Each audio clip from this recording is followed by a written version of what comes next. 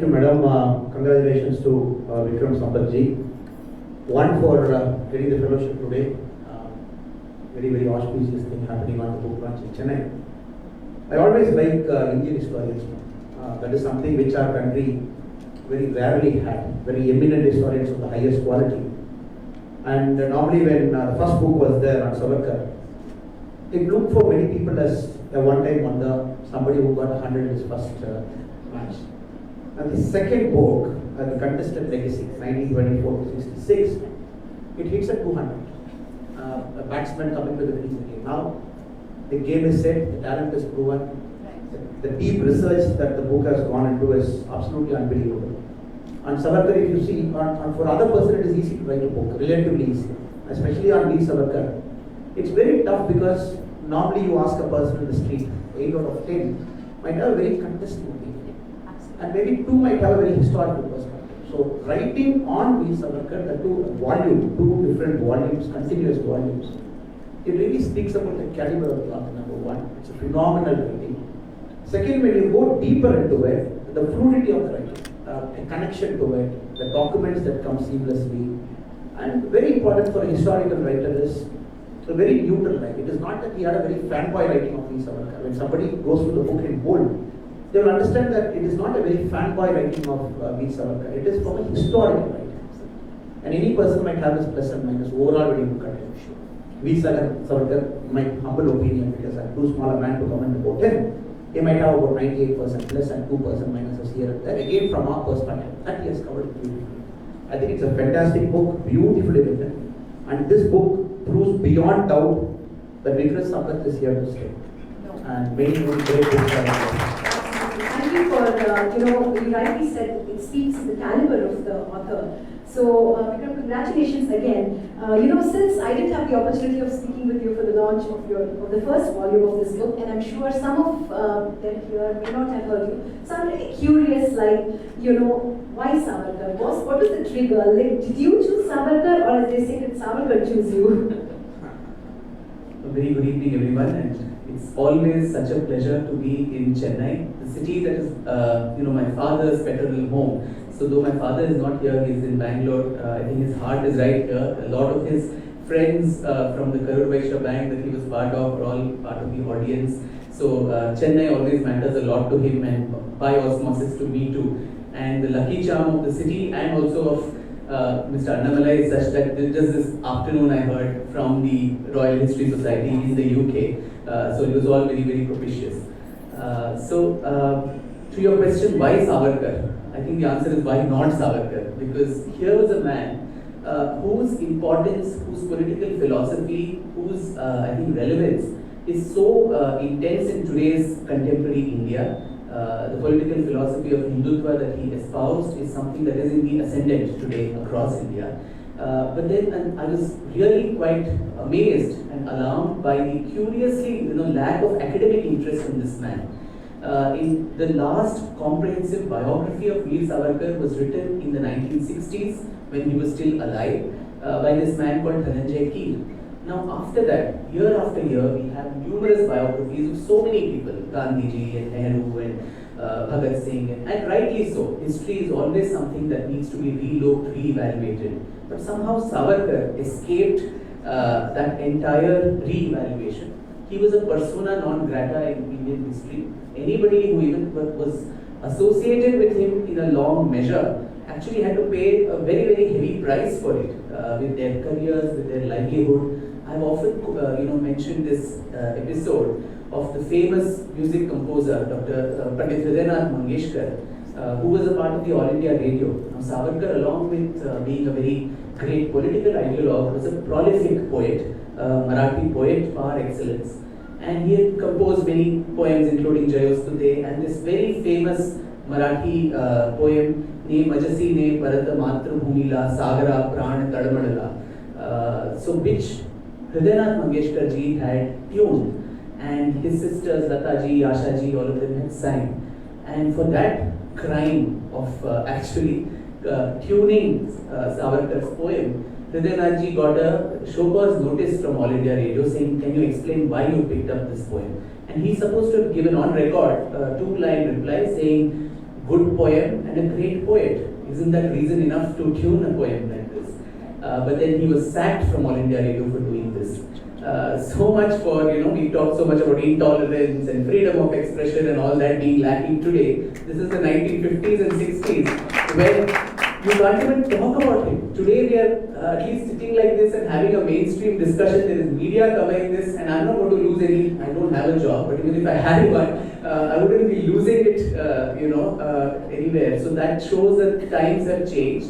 Where my constant refrain is, you may like to, admire a person, or you may even hate a person, but let that love or hatred for somebody be informed. It cannot be based on the basis of conjectures. It cannot be based on preconceived ideas, and worse, I think, political, considerations. And Savarkar was probably the biggest casualty of political machinations that went against him, especially after independence. And as a student of the CBSE syllabus, and being a history buff, he was never part of our history textbooks. I don't remember, I don't know how it is now, but at least in my history textbooks, I don't know how it was in yours, he never made an appearance. The first reference to him I came across, my mother was a Maharashtrian, so a lot of my mother's family used to talk about him in whispers and hushes, but didn't know much about him. The first brush was in 2003 when the previous Vajpayee government put up his portrait in the Central Hall of Parliament. There was a lot of hullabaloo about that. And the Vajpayee government also got a plaque in his honor in Kalapani, in cellular jail, where he spent 12 harrowing years.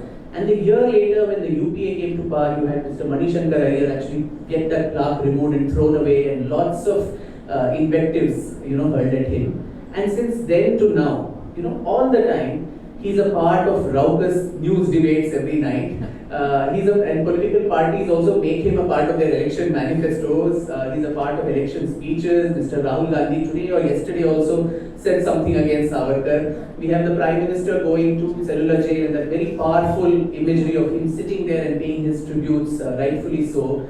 The governments of various states like Rajasthan and Chhattisgarh spent valuable time to think whether his name should be prefixed with a Veer or not, and all of this. But in the midst of all this nonsense and noise, if a young man or woman in India today wants to read about him or know what is all this noise all about, where do they go? There's nothing to read. So there was this quote from Toni Morrison, who said, if there is a book that you want to write and it has not been written yet, if there's a book that you want to read which has not been written yet, you must be the first one to write it. So I thought Savarkar is someone who is so much an intrusion into contemporary politics, but so under-evaluated, and so something had to be done. And so 5 years plodding through lots of archives, libraries, documents to bring together a very, very complex figure into some kind of semblance of coherence. Right, lovely. Vikram, you mentioned about, use the word history and history books. So I'm going to kind of fast forward and ask this question about history is being written. Our history is just written usually by the victor. So, I just want you to comment on that. Like, why have we almost cancelled or eliminated this character altogether, right? Would you like to comment on that? It's very unfortunate, madam. Like you said, history is always written from a winner's perspective, and more importantly, the kind of academic historians from 1950, when they had to look at different personalities and try to project them into the larger national stage, many people were conveniently forgotten and many people were demonized. And I believe Veer Savarkar comes in the demonized category. He was completely demonized. And if you look at his life, immediately after his arrest, London, jumping from ship, again taking him to Sardar jail, if you take that as a point of history, it is a different Veer Savarkar that we have seen here. Then if you come to the point after his release, when he was forced to curtail himself in Ratnagiri, not going out in 1937, that's a different point of Veer Savarkar. Where right now if you look at that part, the historians from 1950 to 75, 80 more, they showed him as an apologist, a person who asked apology to the British government, and the apology was given, and then he's roaming out. Then again, if you slightly shift from 1948 till about 55, it was more about the person who killed Mahatma Gandhi. So again, a kind of demonization. So when you look back with a very open-eyed view, immediately after his death, the people in power, they looked at Veer Savarkar with a different lens. In fact, Madam Indira Gandhi herself, very glowing tribute to the book Vikram Records. Indira Gandhi spoke very, very highly of Savarkar, very glowing tribute. And the Prime Ministers, everybody after Jawaharlal Nehru, they had a very different opinion about Savarkar, maybe a milder opinion. And even the Home Minister of India and the first Nehru cabinet, he had a very different approach. So it's very, very unfortunate, since we are sitting in the land of Tamils. And here, a very favorite historical figure of mine is D.V. Chidambaram Pillai. And we can establish a connection between Chidambaram Pillai and Savarkar through his friends, and he was also influenced. And D.V. Chidambaram Pillai's history is not here, absolutely not here. Likewise, if you look and see in the land of Tamils, Muthuramalingam Devar is not given the due it is. So, it is there at a point of history. The politics of the time dominated. They projected whomever they want to project. And that is why in the opening remarks I said, very, very happy, eminent Indian historians are there. Normally if you say, you want to read about the book about Hindu, people say read John Key. He has written a very fascinating amount of Hindu. That's the general opinion when you go and sit in a very high class discussion. People say, you read this guy who's from Britain, he has written a fantastic book on him. When people like Vikram Savarkar come in and kind of take on the whole mantle and give a very different perspective, backed with evidence, backed with the convincing logic, they feel too proud. They are the treasures of India. A fabulous book. It completely, any person reading it for the first time, you take it from me, they will see Veer Savarkar with a very, very different perspective. Very different perspective. But maybe the last 1 minute to comment is, you need quality like this. With an unbiased account, not connected to a political ideology, with a historical narration, then probably you have a book like this. So I hope and pray, especially in the land of Tamil Nadu, people buy this book, the 2 volumes, with an open mind they read Veer Savarkar. They don't demonize them.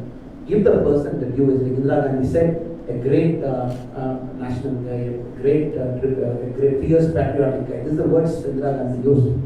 And I just hope and pray people read it in large numbers, they change their opinion based on facts and logic. Absolutely. In today's world, we call this cancel culture. Right? Would you like to comment on that? About the book or about me or about Savarkar? I think all of it, right? I mean, I'm just also curious that by virtue of writing about Savarkar, it's not biography writing is not new to you. Yeah. But how have people responded to you post your biography of Savarkar? Like, has cancel culture happened there? I've always faced that a lot. So I've been a little hardened now. In fact, in 2015, I founded the Bangalore Literature Festival, and I've written an article on why I will not return my Sahitya Academy Award. That was the height of the award Vapsi drama that was going on there. And as for that crime again, a lot of people, authors, eminent authors of this country, who were supposed to come to the festival, they recused themselves, saying this is a fascist festival, this is a right-winger, this is this and that and so on. So much so that I had to resign from the festival that I founded. So this cancel culture is not something that is unknown to me. But particularly with this book, what really shocked me, Akhila, was the curious lack of engagement with the book, particularly in mainstream media, particularly print media. These electronic media, I think they want some masala for everyday news debates. But print media, even if you want to pan the book, keep it at an arm's length.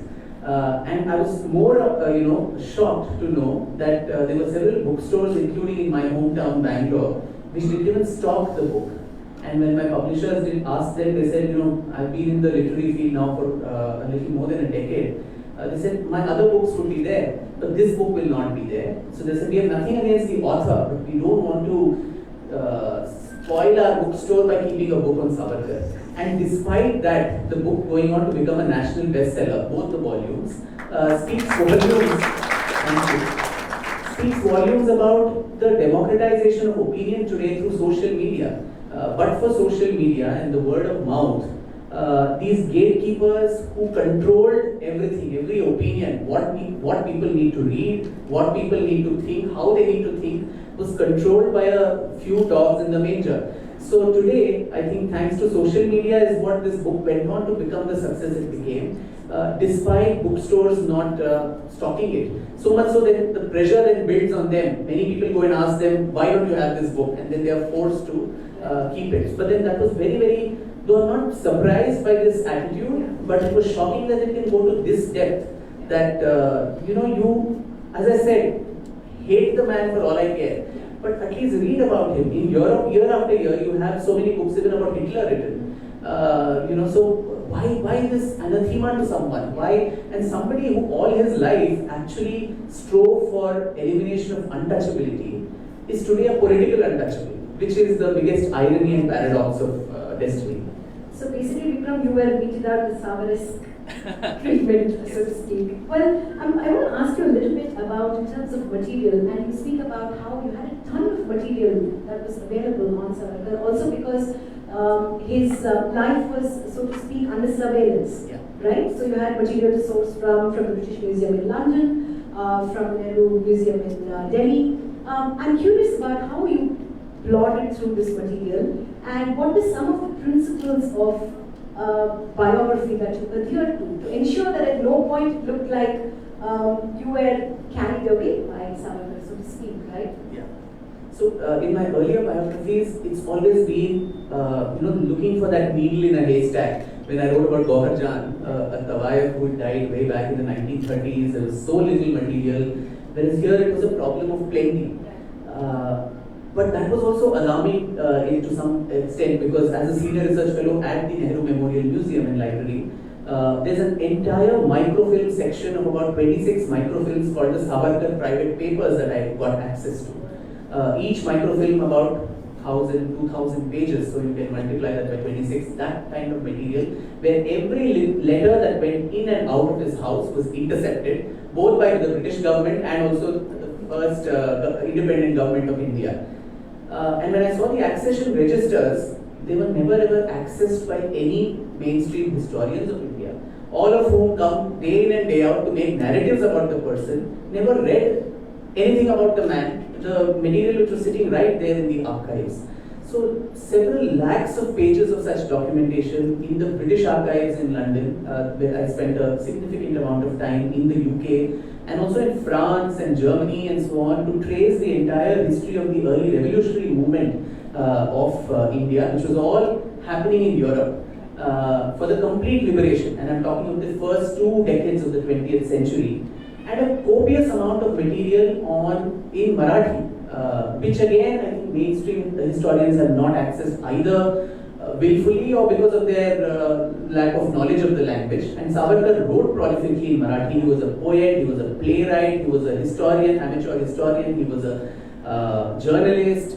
So all of his writings in Marathi nobody had accessed. So without any background as to what the person stood for or what he said, narratives were being made. So for me, to be honest, it was like looking literally at a mountain of material. And I mentioned in the prologue too that when I've always been in doubt, the one person I would go to was my mother, who was my friend, philosopher, guide. And I asked her, I said, I don't think I'm worthy enough of doing justice to this man, because it's like mountain climbing, and it's Mount Everest that I need to trek. She was not a mountain climber herself, but she gave me an advice which kind of stuck with me. She said, when you're trekking, you should never look up to see how much is left to traverse. You don't look back to see how much you have covered. Just be in the present, do step by step, and before you realize you are right at the summit. And I think that is a very pertinent advice. That don't get bogged down, just take year by year, what all is there, just try to tabulate it, put it together. And before I realized the end of the book had come. But your other important question on biography writing, that's very interesting, because I usually liken biography writing to a love affair. You fall in love with a person and you are impressed with a character, and that is why you pick that character up. It's the character may be in a relatively unmovable condition or even dead, but still you chase your love interest. You rummage through their letters, their archives, their friends become your friends, their enemies become your enemies, and probably you know much more about the character than they knew about themselves, because you have a 360-degree view of their entire life. But the biggest responsibility that is called upon on a writer, on a biographer, is while you are committing it to print, you need to step back and take that neutral position. suddenly you are supposed to snap all your emotional cords. Otherwise, there's a very, very thin line between a biography and a hagiography. And that thing is very difficult to do because you are emotionally invested in the person, you've fallen in love. But then if you keep singing pains of glory to the person, then the credibility is so less. So this conscious attempt that, hey listen, I'm not here to be an advocate of the man. Right. I am not here to correct some historical wrongs and Right. make presumptions of my importance like that. I'm just presenting the facts. The historian's responsibility, according to me, is to illuminate the archives for a discerning reader and let her make up her mind after reading all the documents as to what she thinks Savarkar's legacy is all about. There's no need for me to sit in judgment and as a judge, prosecutioner, jury to say this is what he was, which is what I think historical accounts become. It becomes very, very judgmental. Right. So I've consciously tried in both these volumes to ensure that the facts, as Mr. Annamalai mentioned, are presented before the reader. After reading all of this, if someone still thinks Savarkar was a British stooge, he was an apologist, he was a murderer, he was whatever, Islamophobe, whatever epithets are thrown at him, I mean, so be it. But you at least have some backing information for that. Right, absolutely. Let it not be calumny without a basis. Right. Also, I suppose by writing it, you're sort of attached to your subject, but also consciously detached, right? That detached attachment that you have to practice while you're writing it. I want to sort of shed light and move in the direction of one of his major social reforms that he advocated, which was untouchability. Also, way back in the 1920s, he focused on intercaste dining. At a time, Vikram, that you mentioned, when even subcastes within the Maharashtrian Brahmin community were not eating together. How far have we come from, from that time? Like, have we moved forward, or are we still fighting those issues? Ma'am, as you rightly put it, Savarkar was a very different man of his time, at the time that was, and what he was trying to do to reform Hinduism per se.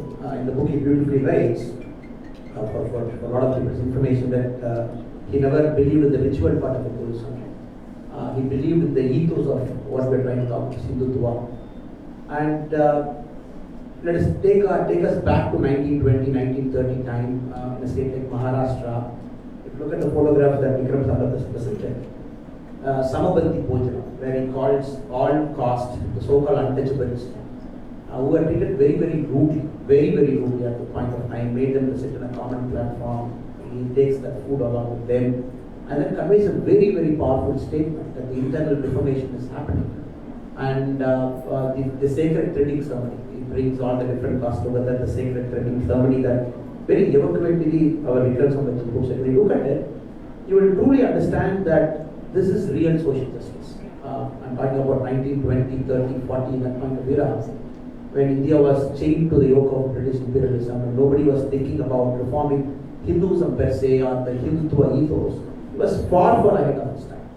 And if I transport that memory to the land of Tamils now, post 1950, and we had a period in Tamil Nadu, maybe from 1970, when the backward classes movement started. Then the Justice Party, then the Dravidian Munnetra Kazhagam Party came into existence.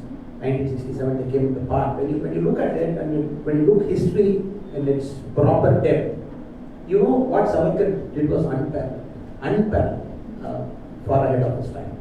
So definitely the society has changed, but the only problem is, we have the last 10 years I'm seeing we as a society, we don't read much. We don't read different points of view. We don't talk to people who we inherently might not be friends with. Maybe a contradicting popular opinion they might have. When you talk to all of them, probably all of these people can be put up in better light. So now we have gotten to this very artificial barrier of, you don't agree with me, you're out, I'm this side. So since that artificial wall is built, I think we are getting into a very dangerous territory, because you're demonizing person and then you're glorifying a particular point of time to suit your political narrative. So though it was good time, after the social media evolution, we're getting into a dangerous time where from anonymity, whatever you say, whatever you post, probably 25 years from now, when small kids now, when they look back at Tamil Nadu's history or India's history, probably they'll be very amused. is this kind of a volume of writing you're producing in social media? Is this what you're writing in Twitter? And yesterday, Rahul Gandhi ji in Wayanad, he has spoken about Savarkar. And if you read it, it's very, very amusing what he has said. Though I'm talking about now, he is talking about Congress believes in a different India. Congress don't believe in Savarkar's India. If you look at the 1965 interview that Savarkar gave, which he beautifully presents, the last part probably might have a question on that to him. There he very clearly talks about what is the India that is looking at. Right from the Indus River to the seas, where all different communities should coexist. It's a secular country, one community not dominating others, not divided by artificial lines. And just when I was reading that part today, after hearing Rahul Gandhi yesterday, I was just wondering, it is like chalk and cheese, what Rahul Gandhi ji was talking in Wayanad yesterday and what Savarkar's interview in 1965, probably his last interview to the RSS magazine. Very different. I hope and pray these people of the generation, they read much, they listen to different points of view, and then they make a narrative. Absolutely. I mean, second that, listening to each other. I think we've stopped listening to each other.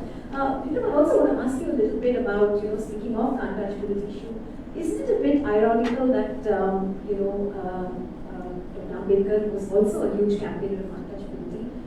Savarkar and Ambedkar actually never shared state space. I'm curious about some of your findings and how do you, while writing, negotiate these ambiguities?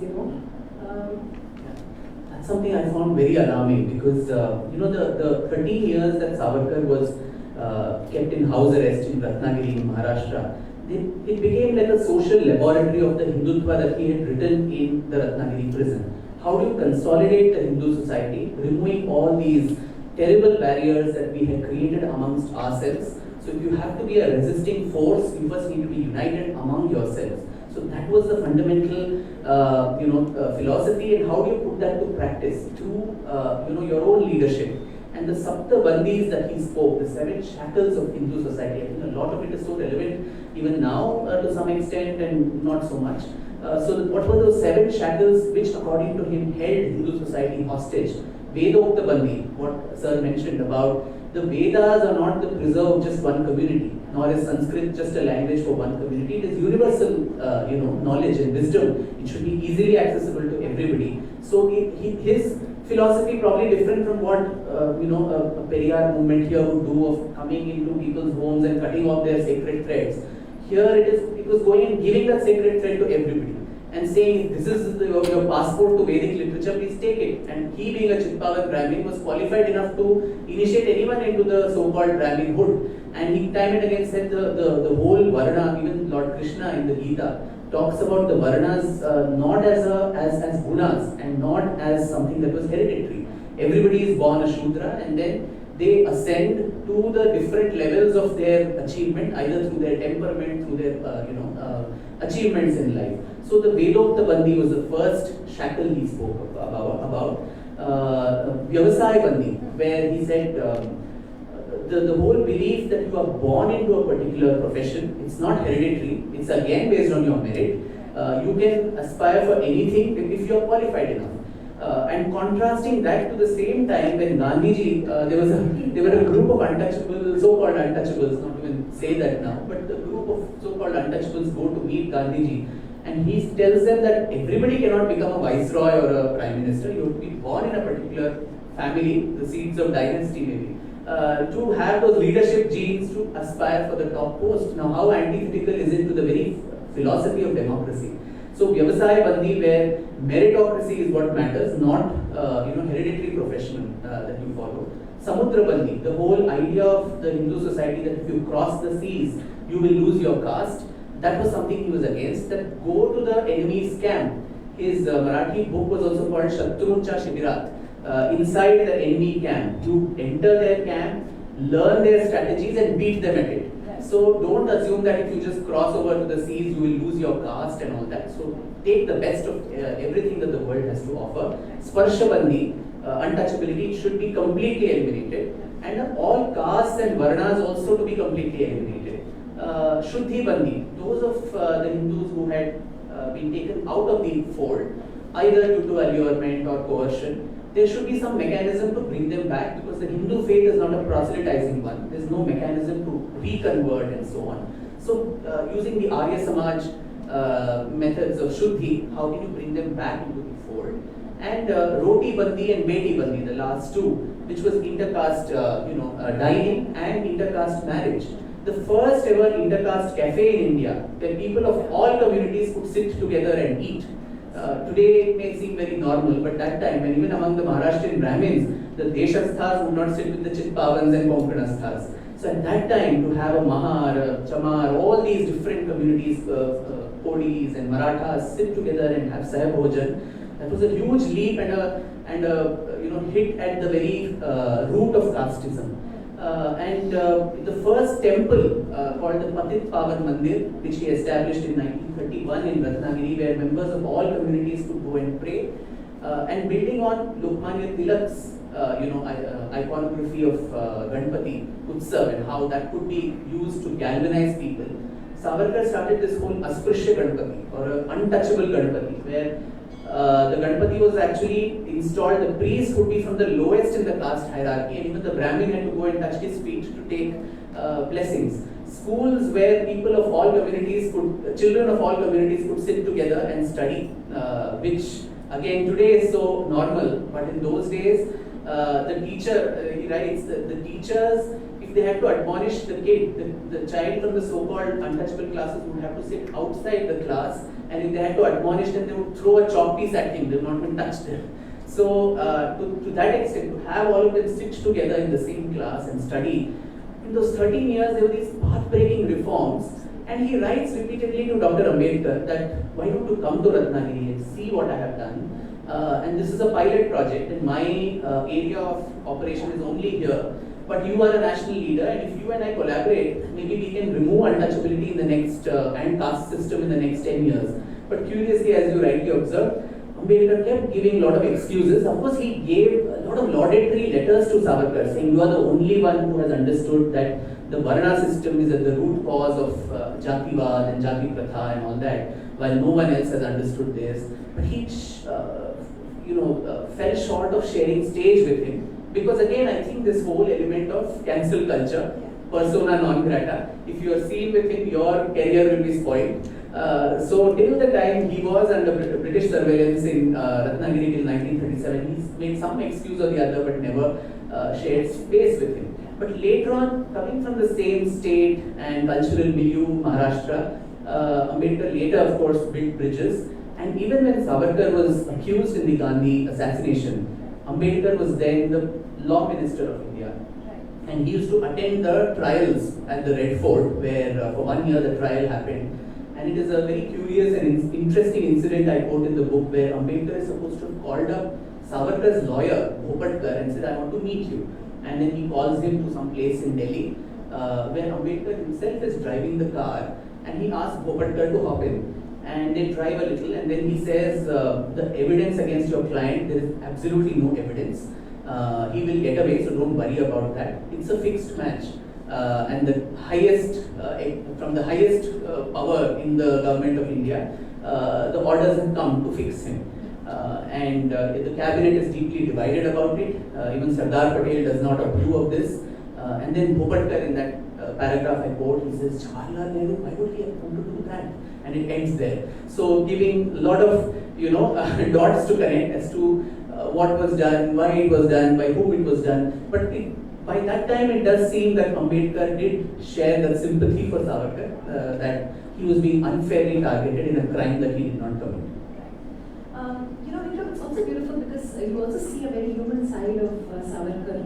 How vulnerable the man is. And also his is a life that is literally stripped off, right? Right from his educational degrees, money, perks, privileges, nothing, right? I also read that in fact he was not even invited to the Independence Day celebrations when the flag was being hoisted right a kilometer away from his home in Dadar in Mumbai.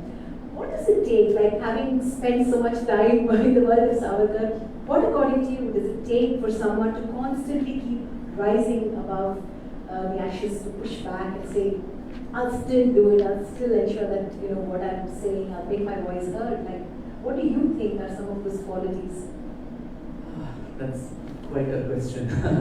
I think even those 12 years that he spent in Kalapani, the worst of tortures which we can't even think of human being bearing that, the basic human facilities of good food, toilet or medical facilities not provided to most of them, treated worse than animals.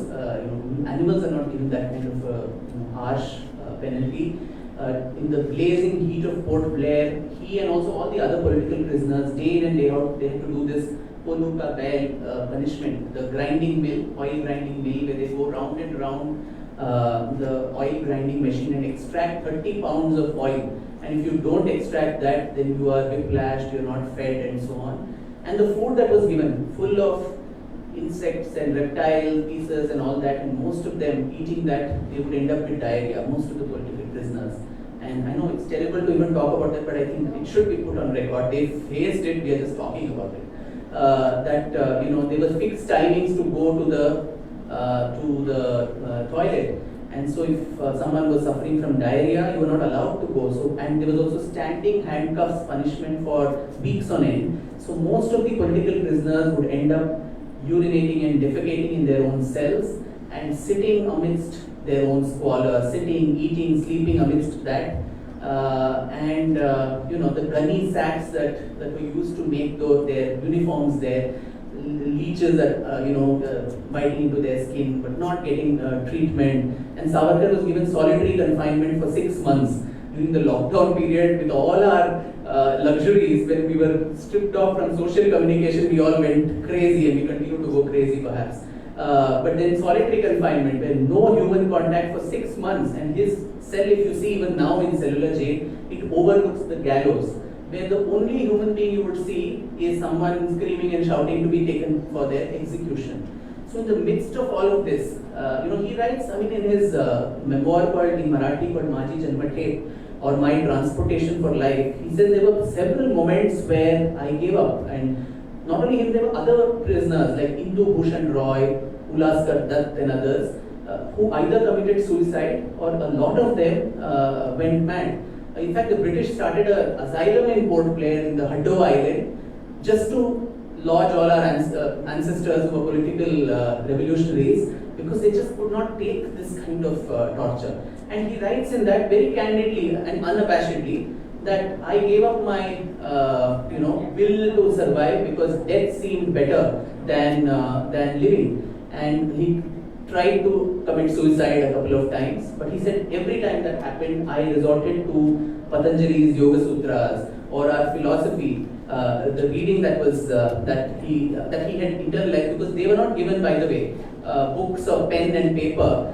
Through his nails or through charcoal, he would write on the walls of the cell, not 1 or 2 but 6,000 lines of poetry. And to spite him, you had this inhuman jailer called Barry who would come and whitewash the thing right in front of him. But little did he know that this man had such an elephantine memory that he had committed all of that to memory, and he came out and got those poems published, and we still have them with us. So in such a condition, not only did he read this, do a lot of meditation, and Patanjali's sutras, as I said, all these I think kept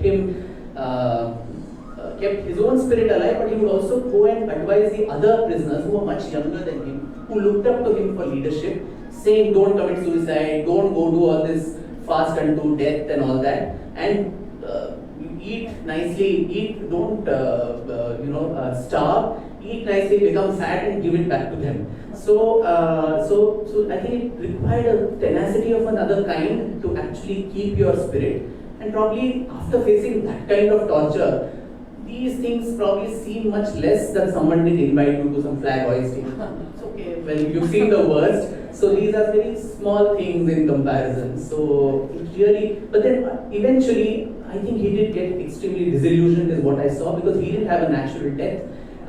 He gave up his life in that Jain tradition of Paryopaveshan, where you give up water, food and medicines, and willfully he said, I think my debt to my motherland is done, and and I've completed all that I could. He was already 84, 83, 84. So he gave up and left. So I think it's only towards the end that probably he raised his hands and said thus far and no further. But till then, there was this constant pushback against everything, every knock that destiny and society and politics was giving to him. Thank you so much for that. I'm not sure we have a little more time for. Okay. Actually, I want to speak about the Mahatma Gandhi murder case. You know that he was, in the book, especially the latter half of the book, the courtroom drama and all of that. But I think also I noticed that how he stands up constantly.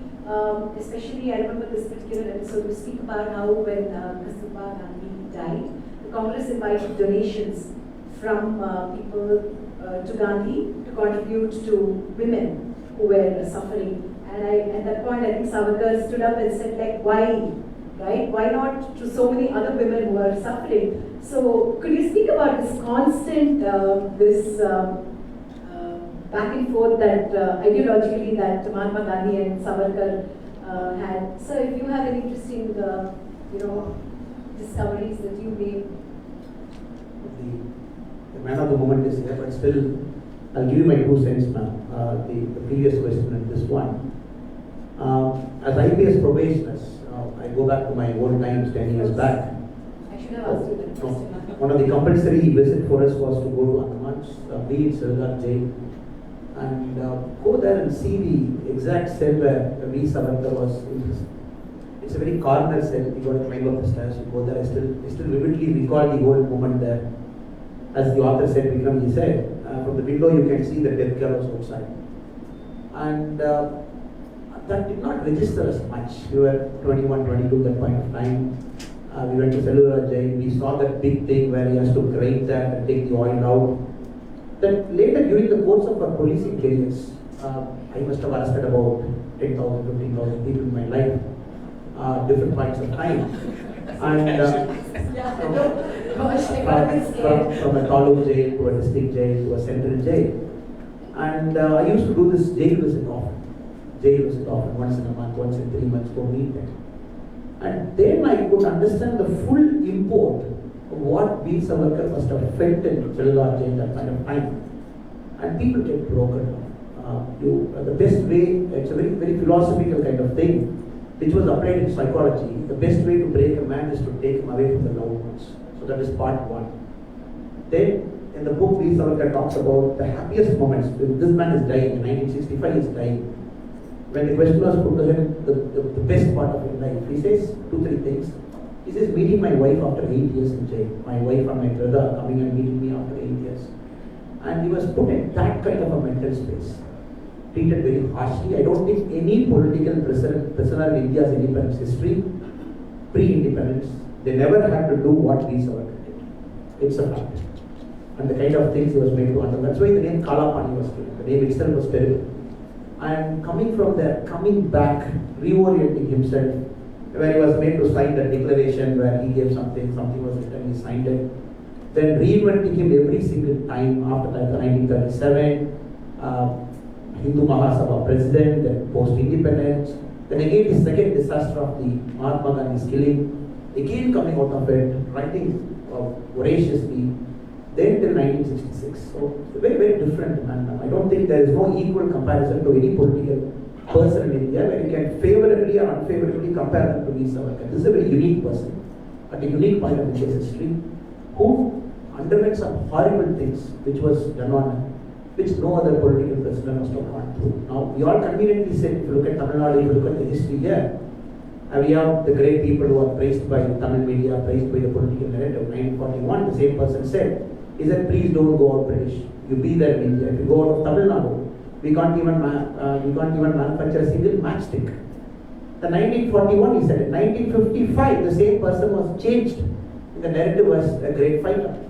1967, the great fighter was changed as a social justice champion. So this guy never wavered. You put him in any terrible condition, he never wavered. He always spoke truth. That is what I got from his the whole imprisonment thing. And thanks to Vikramji, very beautifully written. The way he talks about the Andaman experience, then coming out, then the Mahatma Gandhi assassination case. I think the best part, though I've read many case studies on the assassination case and the Red Fort trial and everything, but I don't think anybody can do justice to the way he has gone into it. Very deep research, wonderfully written book, especially on two parts, the Cellular Jail part and the Mahatma Gandhi assassination part. Simply brilliant. Simply. That's why I think the beauty of the book is it's so visual, right? You can almost like, especially the courtroom drama is so evocative. Please go ahead. So you asked about Gandhi and Savarkar. The two poles, opposite poles of Indian history, which are irreconcilable according to me. I think in Parliament, their pictures hang diagonally opposite to each other. I don't attribute our leaders with so much this thing that they would have actually thought about it. It was quite coincidental, but it just ended up that way. But they are that, that kind of complete polar opposites. And in the first volume, I actually recount these very interesting, incidents, whereas young men they meet.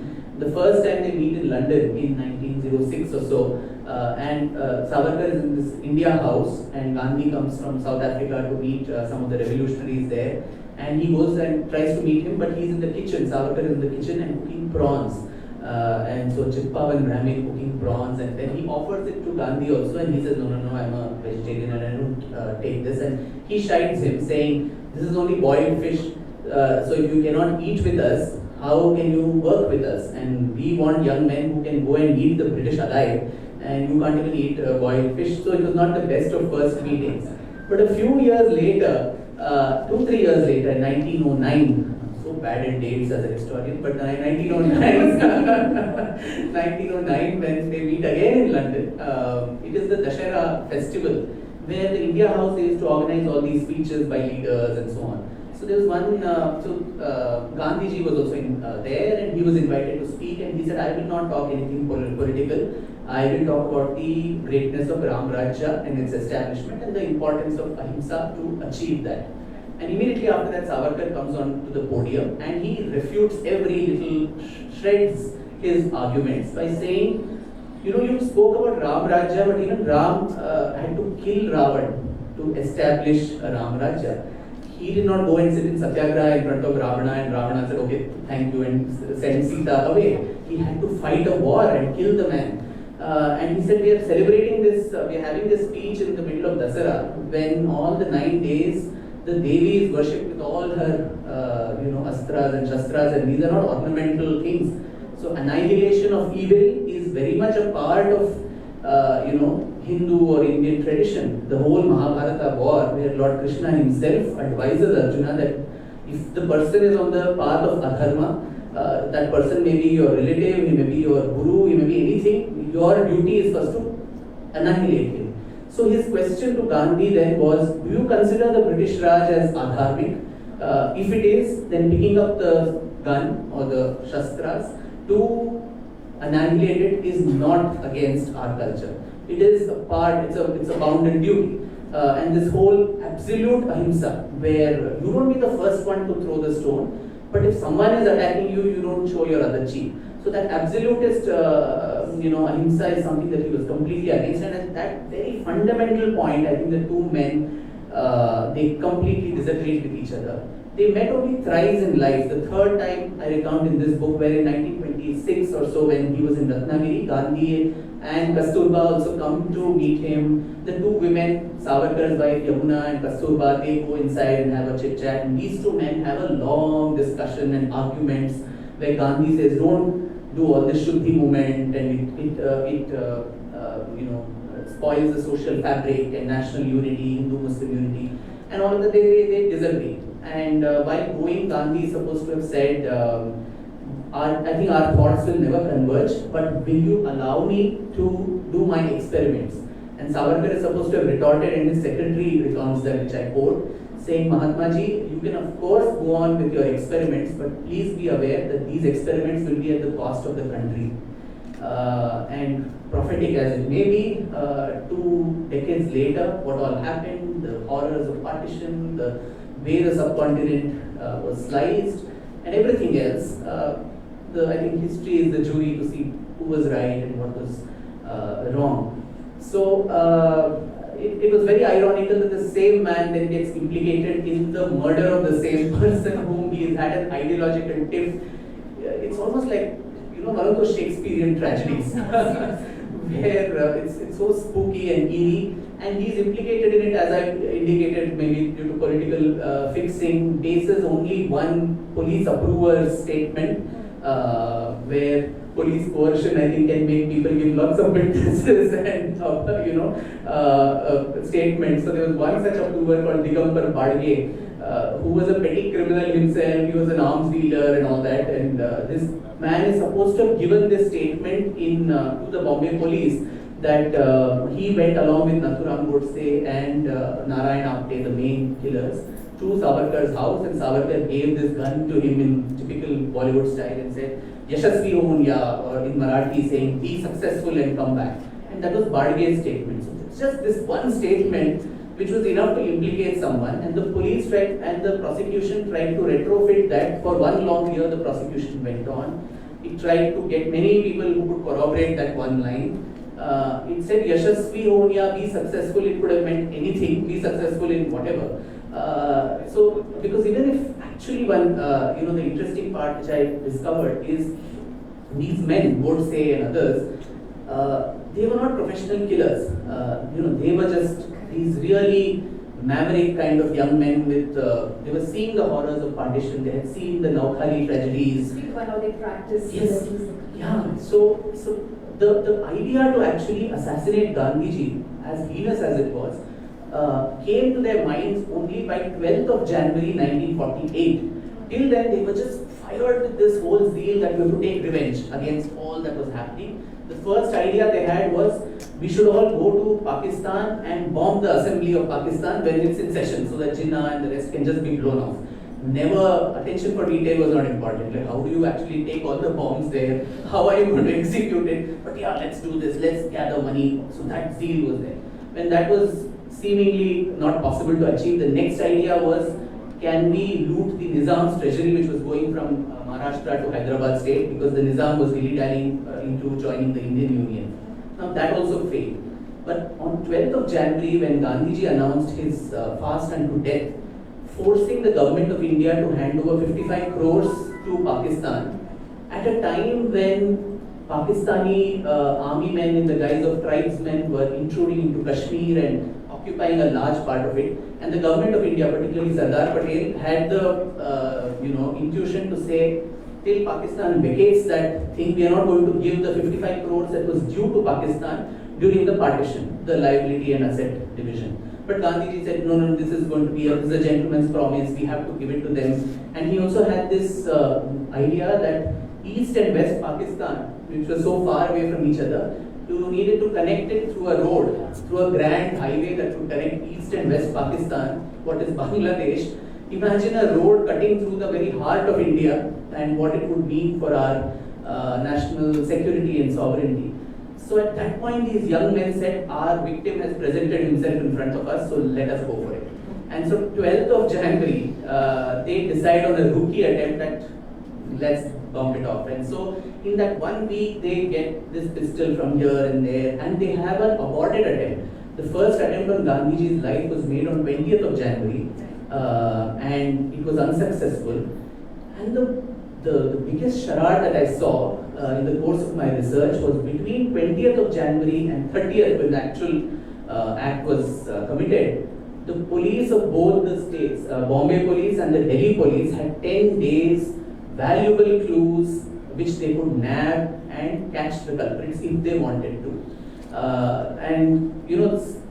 Such rookies they were that Nathuram and Apte, in the hotel that they were staying in Delhi, they give their clothes for laundry, thinking that we'll come back the next. The evening you are planning to go and assassinate a man as the father of the nation, and you think you still have the time to come back and take your laundry clothes, and the laundry clothes has the initial NVG, Nathuram Vinayak Godse, on it, and the police get that shirt also.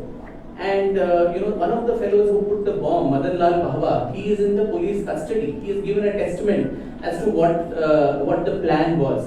But the police do not take any cognizance of that. The government of Bombay, the central government are just sitting in their own this thing that maybe we can avert it. No extra security is given to Gandhiji, and he literally becomes what I've called a sitting duck, and that's what eventually the heinous crime of assassinating him happens. But the whole tragedy of this story is really comic tragedy, and the 11,100 pages of archival documents in the National Archives is what I have tried to plot through a lot of legal papers on the Gandhi murder trial to try to make some meaning of this madness. And the story that emerges is very, very different from what we are all fed to in popular narrative. That's interesting. I also want to, you mentioned heinous crimes. I also want to talk to you a little bit about, about the heinous crimes that were perpetrated on the Maharashtrian soon after, on the Maharashtrian Brahmins. And I believe you put out a social media post asking for families who had suffered these tragedies to come and share first-person accounts. Could you just talk a little bit about that, Vikram? Then we will probably take a few questions. Sure.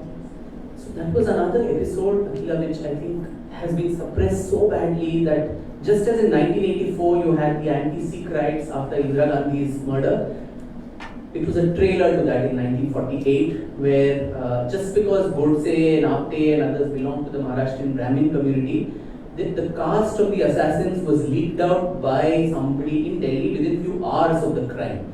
And the same evening, riots broke out in Bombay, and then Bombay, Pune, Nagpur, Satara, the whole Patwardhan, princely states, Belgaum, Kolhapur, all these areas, first was Chitpavan Brahmins, and anybody with the surname Godse, they were literally taken and burnt alive.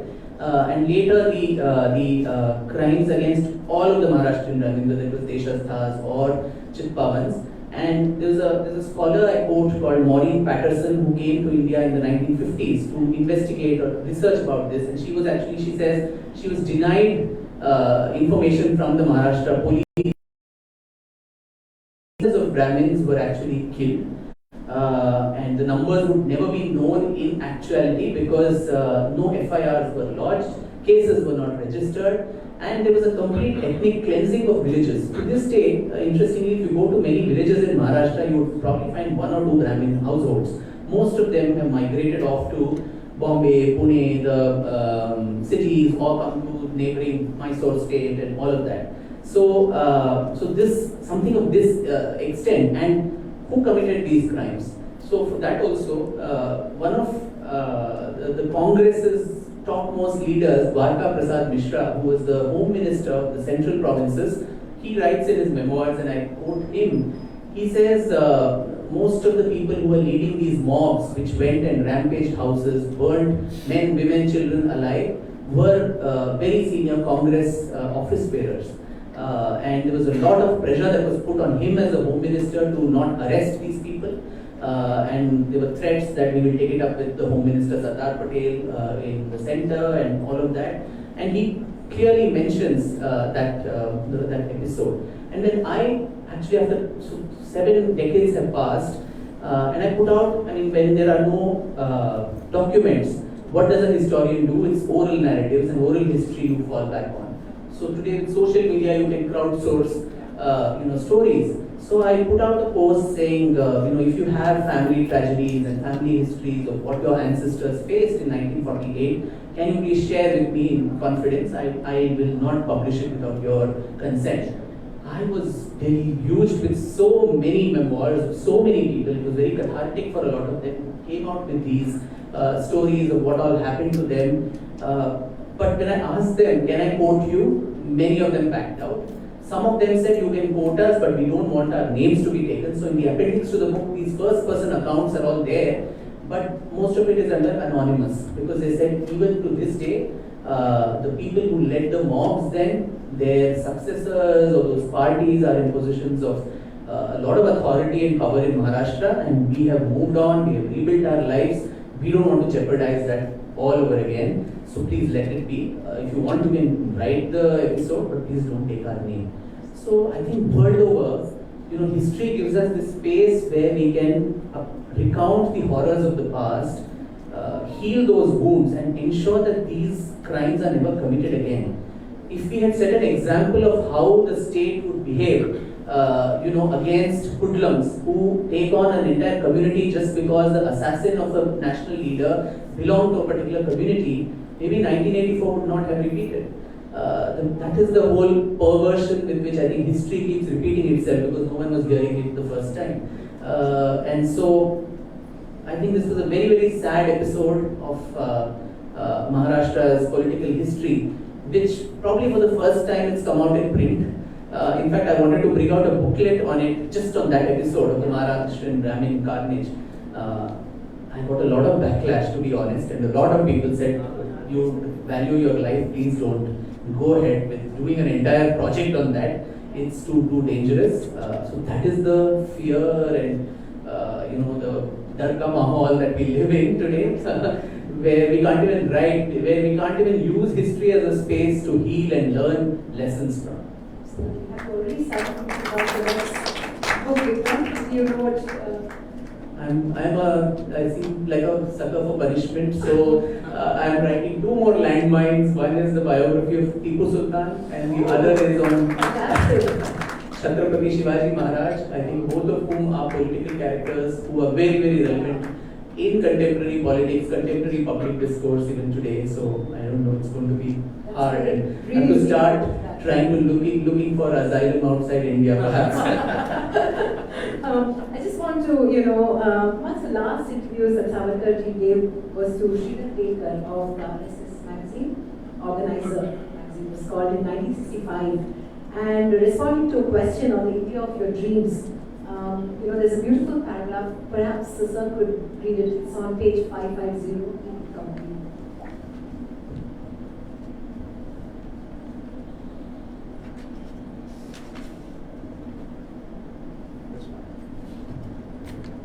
Want me to read it? Just read the paragraph and then we'll take questions from the audience.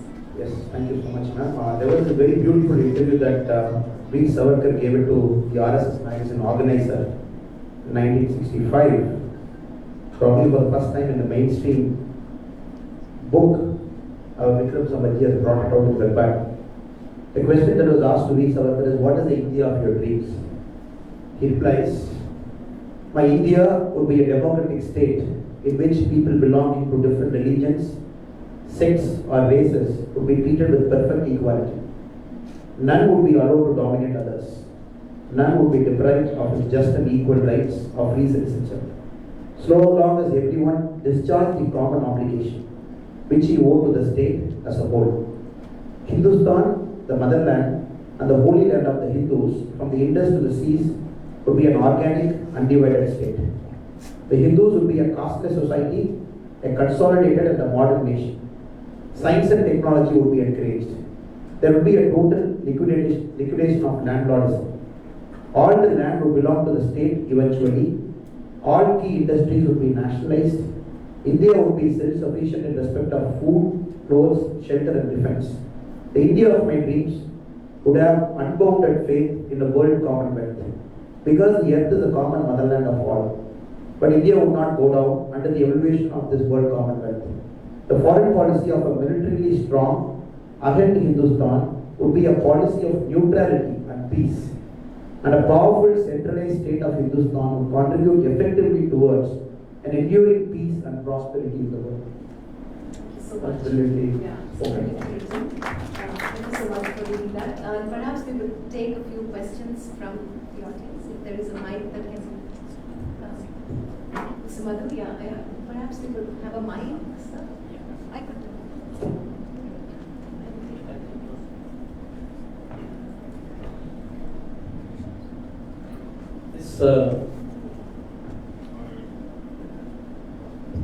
Vikram, you have written a book on Gauhar Chand and on Balachandra. So one associated you with fine arts. Now, after 2 excellent fine arts biographies and a few more, you turned to Veer Savarkar. Now, how was your methodology and your approach to biography writing? How was it different with political biography and fine arts biographies? Thank you, sir. I think I'm still very much associated with fine arts in my heart. I think without the without the gift of or the blessing of things like music and literature, I always shudder to think what a beast I would have grown up to become. But then, as I said, the whole approach to biography writing, I think it is the same, irrespective of whether that person is a dancer, musician, politician. To me, the principle that I mentioned of going after the person and unearthing every possible detail, but also having this conscious detachment while writing about it, and how do you see through the material. I think those become important elements while writing a biography. It doesn't matter what the person was. I think for me, the person I choose is someone who needs to be interesting, who has multiple shades, who's either very maligned or misunderstood or misrepresented or totally forgotten. Nobody knew who Gauhar Jan was. Dare I say, till the time my book came out, despite she being the first first artist of the entire subcontinent to record her voice on the gramophone in 1902, and we let her memory fade off from national consciousness. But for her and women like her who recorded, the Indian music industry would not be where it was today. And Vinay Balachandar, again from this very city, a man with so many firsts to his credit, self-taught, learned genius who pioneered so many contributions to Tamil cinema, to chess, to Carnatic music, to the entire body of Veena playing. Again forgotten, become not forgotten I would say, but become a little bit of a social untouchable for his very strong views on what he thought was classicism and the whole episode of royalty versus music and all that. So these are characters that become very interesting to assess and analyze, and I think that is what attracts me. Not so much the profession they followed in their life. I think the colors that the multiple colors, and not a monochromatic, simplistic life which is very linear. I think that gets boring to write and also to read.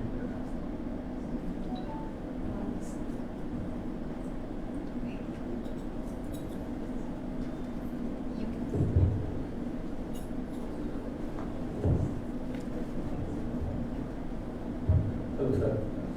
Since we are here in Tamil Nadu, if you could, from your book I get that Mr. V.S. Iyer was the right-hand man during Savarkar's early days. Yes. And had they not met the revolutionary movement in Tamil Nadu, might not have happened. So if you could shed some light on for the benefit of the audience. Yeah, that's a fantastic question, because V.S. Iyer and M.P.D. Acharya. So this 5 years that Savarkar spent at the India House in London was a hotbed of what the British called sedition.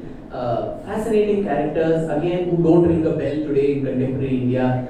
Virendranath Chattopadhyay, the brother of Sarojini Naidu, who was there. It was a microcosm of India. There were people from almost every part. Lala Hardayal of the Gadar party, who came from Delhi. Madanlal Dhingra from Punjab. You had Madam Bhikaji Kama, that famous Parsi woman from Bombay, who went and unfurled the flag of complete Indian independence in Stuttgart in Germany in 1907. Sardar Singh Rana. And from the south, two characters, M.P.D. Acharya from Mysore and V.V.S. Iyer from Tamil Nadu. And V.V.S. Iyer was a constant, left-hand man of Savarkar, including that book, the 1857 Revolution, which actually Savarkar coined the word as the first war of Indian independence. Till then it was called as Sepoy Mutiny by the British. Savarkar spent 2 years researching in the British archives in the UK and wrote the history of India from an Indian perspective, so that this thing doesn't get disparaged as a small episode of few sepoys throwing because of the beef lard and the pork cartridge and all that. So to give that gravitas to the entire movement, Savarkar wrote the book in Marathi, but V.V.S. Iyer got it translated into English. And these books then made their way to India, and they served as an inspiration not just for that generation, but for generations later. It became a kind of a Bible for the revolutionaries. Bhagat Singh was so inspired by this book that he would make it as an entry criteria for the HSRA. Unless you have read the book, you would not be part of the revolutionary movement. Netaji Subhash Chandra Bose had copies of the book, and Raj Bihari Bose had copies of the book translated into from Japanese to even Tamil, where in raids of the INA raids that were conducted, there were copies of this book. So in all of this, VVS Iyer played a very important role. And one more interesting thing that VVS Iyer probably did, all the time we have this calumny that is heaped on Savarkar, that he wrote his own biography in the pseudonym of Chitragupta, where he's praised to the sky. Now, in the course of my research, I realized that book called Life of Barrister Savarkar was actually published from Madras in 1926 by this company called B.G. Paul Publications.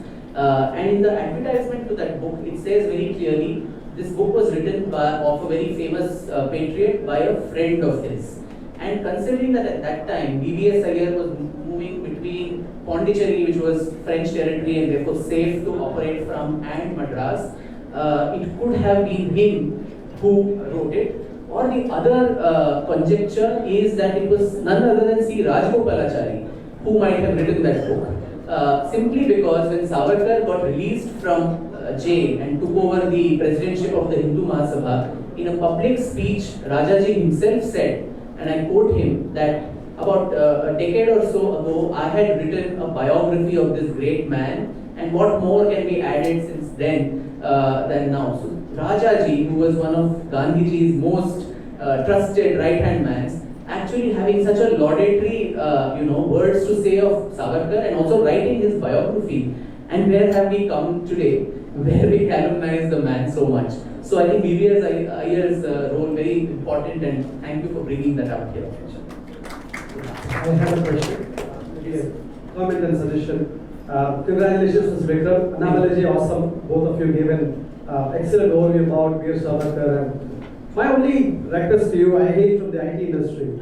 And for me, always talking about AI, ML, and so on and so forth, hearing the history was really spectacular. But what today our Honorable Prime Minister launched the National Education Policy, right? So today the outcome-based education is what the country is looking at. Everybody talks about STEM, but STEAM is what we're looking for. Apart from science, technology, engineering, and the science, arts is something very arts and history, right? Today, our children does not have a time or a patience to read through a lot of subjects, a lot of history.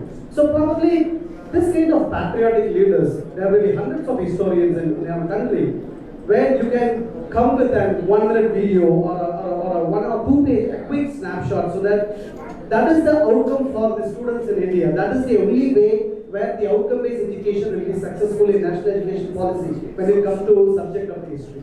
That's a request from my side. And probably another expectation is this kind of program should have been launched in front of a lot of students, school students and college students, so that honestly, being a 42-year young guy, I gained a lot of momentum with this program. I'm sure the students would also have benefited. I wish the next programs can be planned. Thank you so much.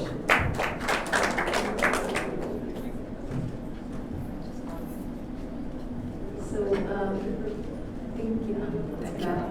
thank you so much. Sure, Janani, one question, please.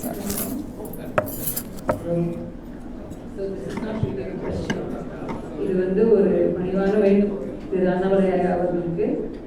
First நான் சாதாரண citizen of India, second நான் வந்து 2 சிறிய குழந்தைகளுடைய தாய், and நீங்கள் வந்து ஒரு இன்ஃப்ளூயன்ஷியல் பொசிஷனில் இருக்கீங்க, ஒரு பவர்ஃபுல் பொசிஷன், ஒரு லீடர்ஷிப் பொசிஷனில் இருக்கீங்க.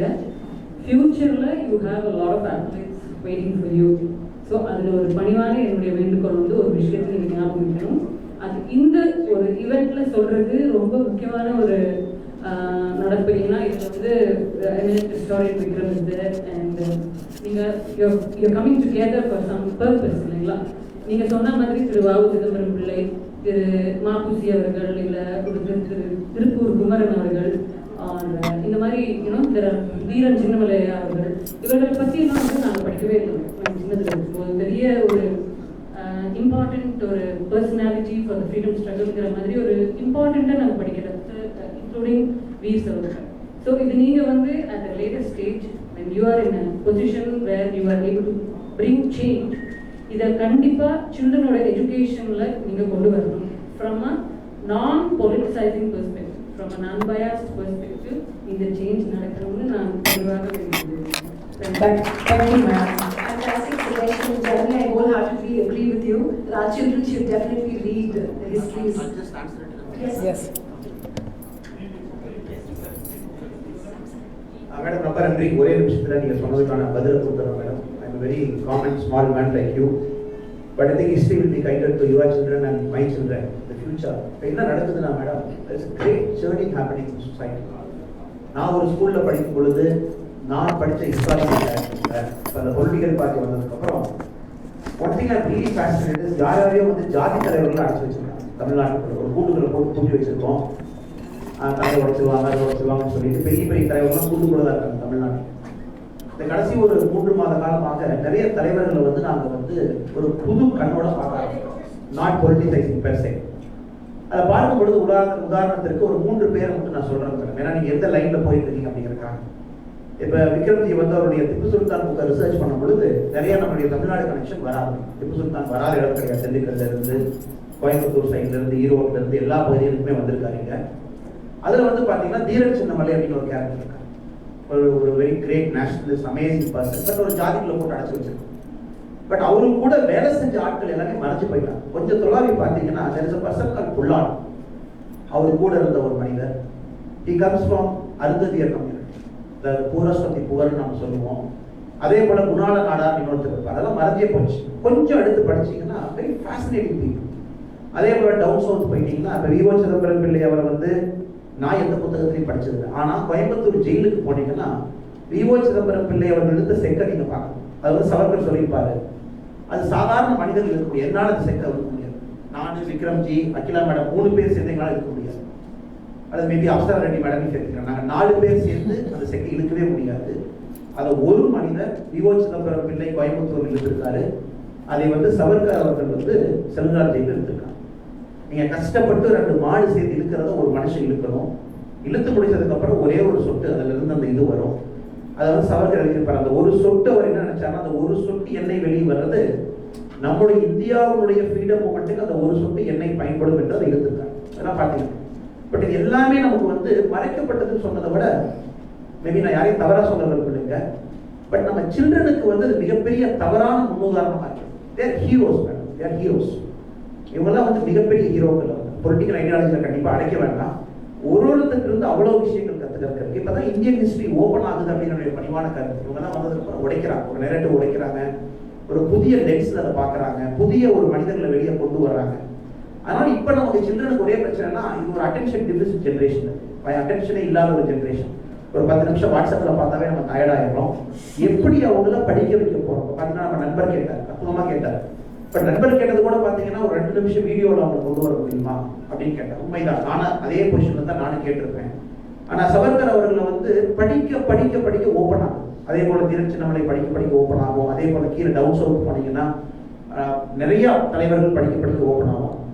அதனால் அவங்களை படிக்க வைக்கணும், ஒரு கியூரியாசிட்டியை கொண்டு வரணும். இந்த புதிய கல்விக் கொள்கை பார்த்தீங்கன்னா அதோடைய ஆரம்ப வரிகள் சொல்லியிருக்கோம், we want to shift this generation from learning to seeking. அதாவது படிப்பதிலிருந்து சீக்கிங்க்கு கொண்டு போவோம். What Vikram Sampathji did is seeking. ஒரு 30,000-40,000 பக்கங்களை படிச்சு ஒன்றா தொலாவி அதை சீக் பண்ணி அதை கொடுக்குறாரு. கண்டிப்பாக அது நடக்கும் மேடம். எஜுகேஷன் சிஸ்டம் மாறணும்.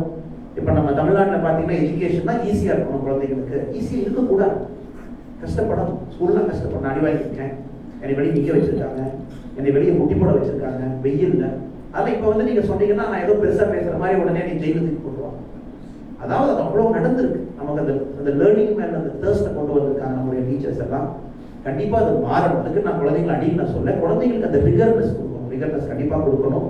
நிச்சயமாக நடக்கும். இந்தியா மாற ஆரம்பித்து விட்டது. அதுக்கு இந்த நிகழ்ச்சியை ஒரு சாட்சி. எவ்வளோ பியூட்டிஃபுல்லாக பாருங்க. ஒரு சவர்கர் ஒரு புது லென்ஸில் நீங்கள் எல்லாருமே கூட ரொம்ப என்ஜாய் பண்ணி கேட்டுருப்பீங்க. விக்ரம் சம்பத் அவங்களும் அகிலா மேடம் பேசுனதும் கண்டிப்பாக நடக்கும் மேடம். அது பஞ்சபூதங்களுடைய முடிவது, காலத்தினுடைய கட்டாயம் நிச்சயமாக நடக்கும். Thiru Annamalai sir, thank you very much for your very, very insightful inputs for today's event. Vikramji, thank you for bringing you this wonderful book, both the books to us, and Random Publishing House for helping us to see the books and hopefully buy them. They are for sale outside, and I'm hoping that more people will pick them up to read. Akila, of course, in her inimitable style, we're old friends, and she is absolutely wonderful and has the empathy to bring the right questions to the people on the stage. And I'd like to thank all three of you for being here with us. And I think, of course, we have a few people to thank, and nothing is ever possible without the help of people who've been kind to us. And Anandita ji of PK Foundation, she is here, and her kindness and patience with us has really been very helpful in helping us put this event together. Also, I think I have to say a very big thank you to the ITC Hotel and Aditya Gupta, who was entirely instrumental in helping us put this event together today. And I think Anandita ji and Mr. Gupta also worked together to put this for us. And I'd like to thank the audience for being here. And like the lady said, this needs to go out to a far bigger audience than us here. I wish that we could take the same discussion to students and people across the state of Madras, because there's so much we had to learn. It's astounding what we've learned just from this conversation about this amazing man. Thank you so much.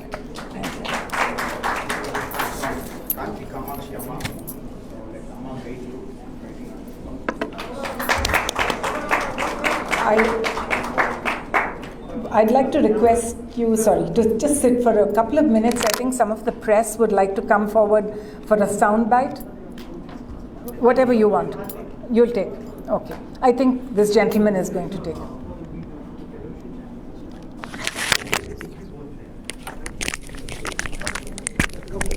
Thank you very much.